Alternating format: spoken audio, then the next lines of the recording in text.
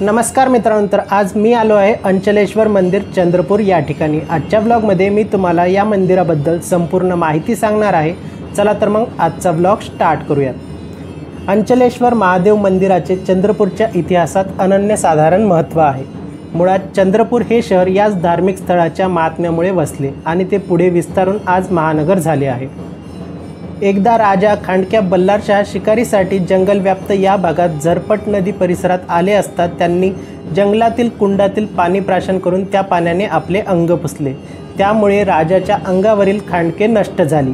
या पाण्याच्या चमत्कारिक गुणामुळे राजाची श्रद्धा या ठिकाणावर बसली।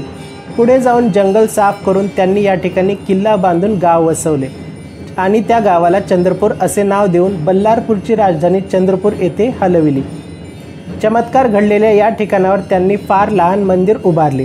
त्यानंतर गादीवर बसलेल्या कर्तबगार राणी हिराई यांनी आज उभे असलेले हे लहान पण देखणे मंदिर बांधले। महाशिवरात्री, चैत्राची महाकाली जत्रा, श्रावण मास अशा प्रसंगी भाविकांची या ठिकाणावर गर्दी होते। तर मित्रांनो, तुम्हाला आजचा ब्लॉग आवडला असेल तर व्हिडिओला लाईक करा, शेअर करा। तुमच्या ज्या काही प्रतिक्रिया आहेत त्या तुम्ही कमेंट बॉक्समध्ये कमेंट करा आणि जर तुम्ही चॅनलवरती नवीन असाल तर चॅनलला सबस्क्राईब करायला विसरू नका। चला तर मग पुन्हा भेटूयात आणखीन एका नवीन ठिकाणी। तोपर्यंत जय शिवराय।